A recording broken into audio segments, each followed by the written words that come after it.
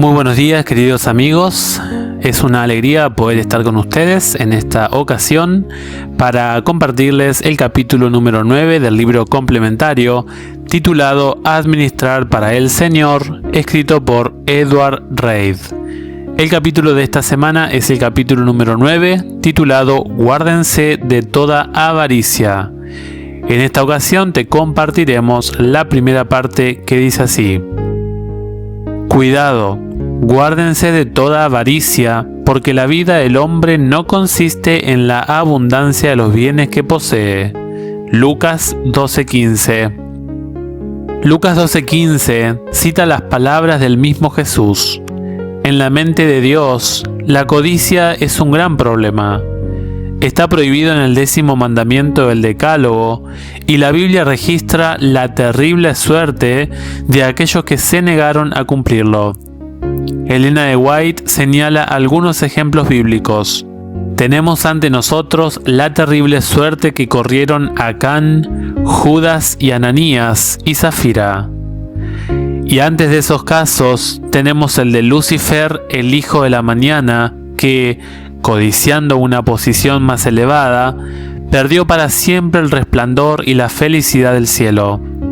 Y no obstante, a pesar de todas estas advertencias, la codicia reina por todas partes. Aquí podríamos echarle un vistazo al misterio de iniquidad de 2 de Tesalonicenses 2:7. La codicia se ha definido como un deseo desmesurado de riqueza o la posición o la propiedad de otro. La avaricia es una palabra que se asocia frecuentemente con la codicia y se define como la codicia insaciable de riquezas.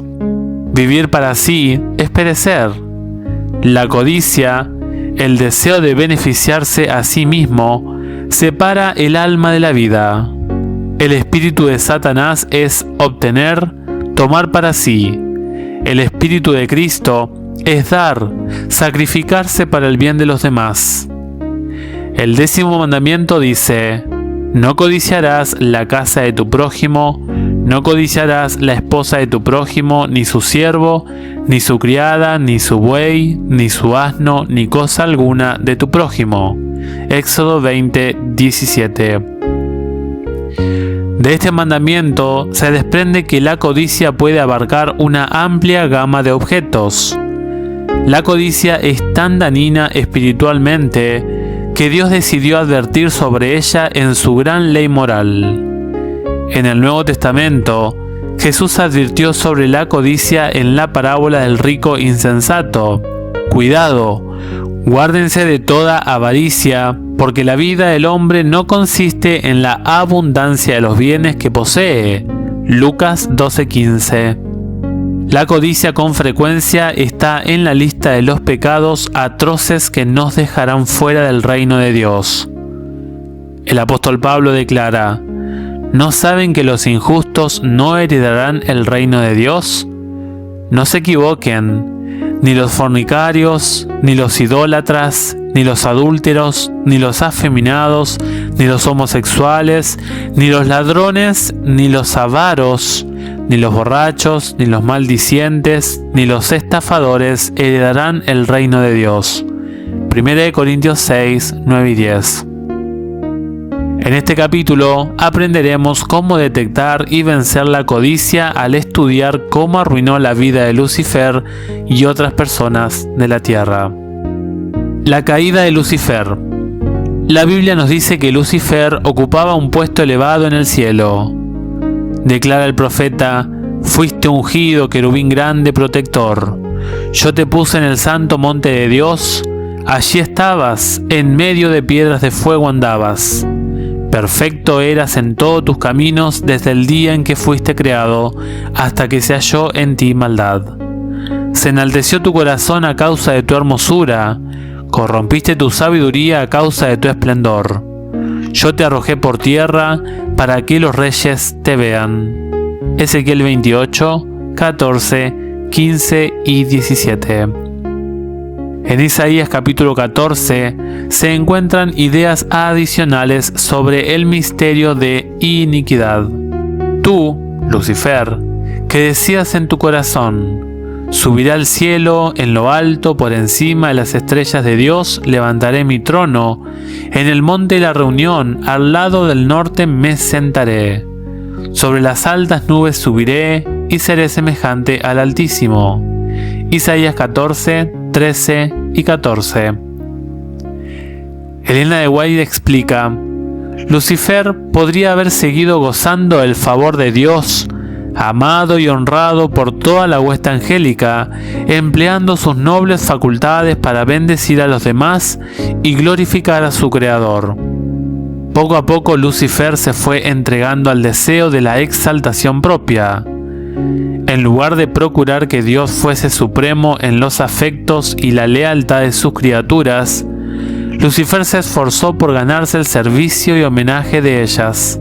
Y, codiciando el honor con que el Padre Infinito había investido a su Hijo, este príncipe de los ángeles aspiró al poder que solo Cristo tenía derecho a ejercer. En lugar de buscar hacer a Dios supremo en los afectos y la lealtad de sus criaturas, Lucifer se esforzó por ganar su servicio y homenaje para sí mismo. Y codiciando el honor que el Padre Infinito había otorgado a su Hijo, este príncipe de los ángeles aspiró al poder que era prerrogativa de ejercer únicamente a Cristo. Los resultados de la codicia de Lucifer se han convertido en lo que ahora llamamos el gran conflicto. Las consecuencias incluyen la caída de 1/3 de los ángeles celestiales, que ahora están reservados para el fuego del infierno. Apocalipsis 12, 3 y 4 y Judas 6 y 7. Miles de millones de impíos se unirán a estos ángeles caídos en la conflagración final. Satanás todavía está tentando a la humanidad con codicia hoy. Al ver Satanás que su tiempo es corto, induce a los hombres a ser cada vez más egoístas y codiciosos, y luego se regocija cuando los ve encerrados en sí mismos, estrechos, mezquinos y egoístas. Si los ojos de los tales pudieran abrirse, pedían a Satanás en un triunfo infernal, regocijándose sobre ellos y riéndose a carcajadas de una locura de quienes aceptan sus sugerencias y entran en sus trampas. La caída del hombre. No sabemos cuánto tiempo vivieron Adán y Eva en el jardín del Edén antes de ese fatídico día en que comieron del fruto prohibido. Pudieron haber sido varios años, porque se nos dice que el Edén era una escuela. Los ángeles eran sus maestros y tenían encuentros cara a cara con Dios. Adán puso nombre a los animales. Ellos cuidaban el jardín. Vivían en un entorno hermoso, sin enemigos ni nada que temer. Solo había una restricción. Y Dios el Señor mandó al hombre: puedes comer de todo árbol del huerto, pero del árbol del conocimiento del bien y del mal no comerás.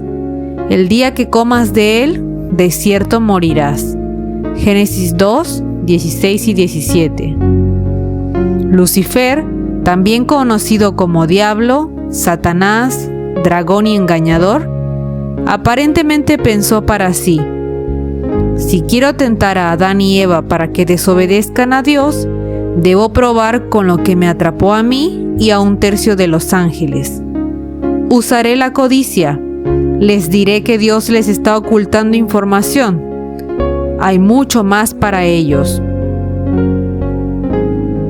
Entonces la serpiente replicó a la mujer: no es cierto, no morirán, sino que Dios sabe que el día que ustedes coman de él, se les abrirán los ojos y serán como Dios, conocedores del bien y del mal. Cuando la mujer vio que el árbol era bueno para comer, agradable a los ojos y codiciable para alcanzar sabiduría, tomó de su fruto y comió. Y también dio a su esposo, que comió igual que ella. Génesis 3, del 4 al 6. Satanás deseaba hacer creer que este conocimiento del bien, mezclado con el mal, sería una bendición, y que al prohibirles que tomasen del fruto del árbol de Dios, los privaba de un gran bien. Arguía que Dios les había prohibido probarlo a causa de las maravillosas propiedades que tenía para impartir sabiduría y poder, que de ese modo trataba de impedir que alcanzaran un desarrollo más noble y hallasen mayor felicidad.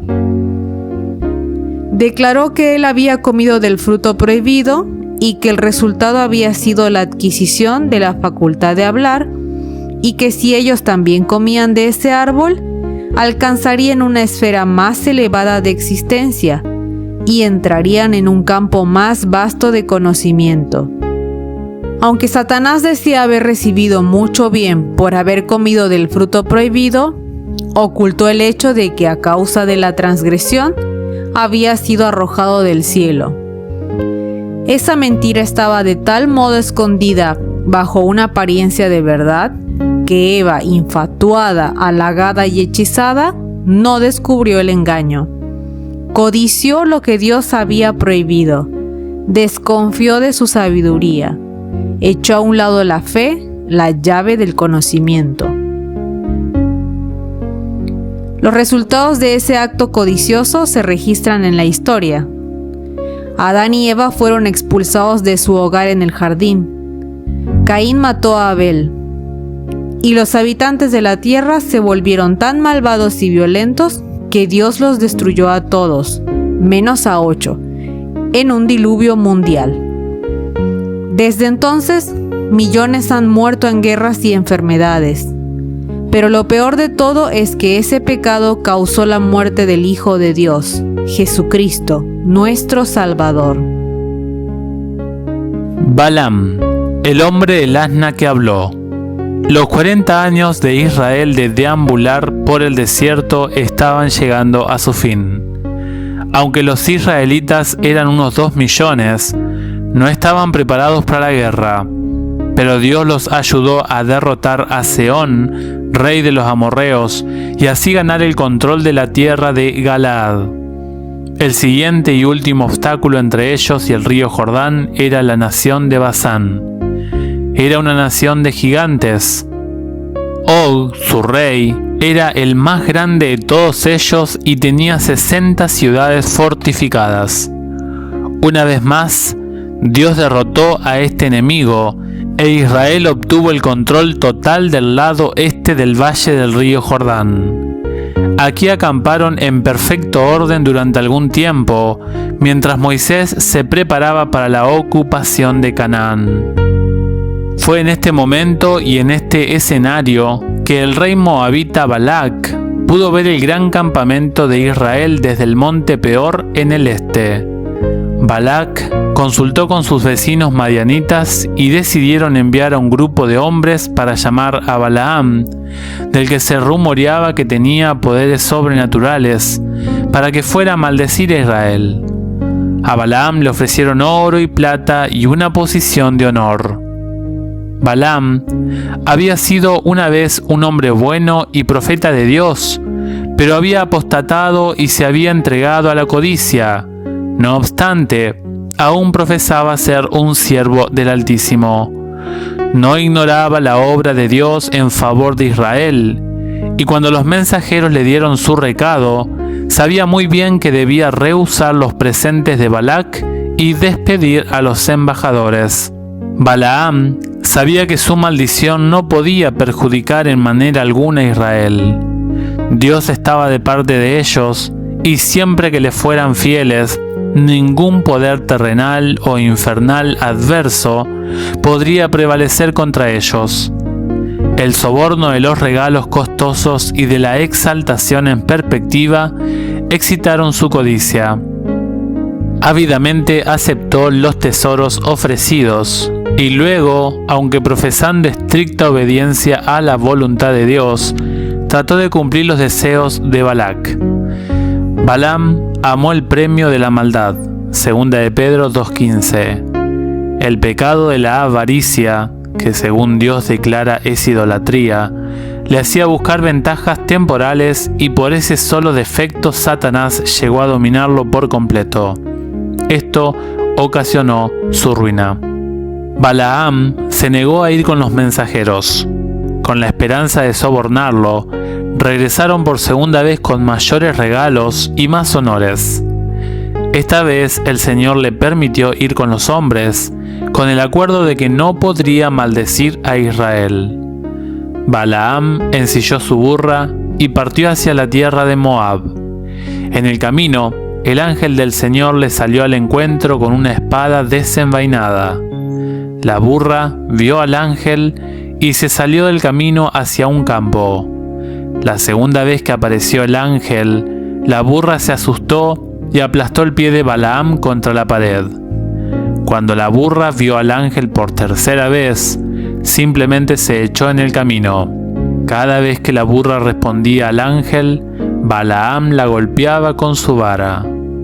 La Biblia dice: entonces el Señor abrió la boca del asna que dijo a Balaam: ¿qué te hice que me has azotado 3 veces? Balaam respondió al asna: te has burlado de mí, ojalá tuviera espada en mi mano, que ahora te mataría. Números 22, 28 y 29. Embriagado por la codicia y consumido por la perspectiva de las riquezas y el honor, quedó enceguecido ante la presencia del ángel y maltrató a su burra fiel. Esta historia no termina bien. Balaam solo bendijo a Israel y no pudo maldecir al pueblo de Dios. Así que Balac lo envió de vuelta a su casa. Pero Balaam, todavía encaprichado con la posibilidad de enriquecerse, ideó un plan para retirar la bendición de Dios a Israel. Compartió su plan con Balac. Por sugerencia de Balaam, el rey de Moab decidió celebrar una gran fiesta en honor de sus dioses, y en secreto se concertó que Balaam indujera a los israelitas a asistir. Ellos lo consideraban profeta de Dios, y no les fue difícil alcanzar su propósito.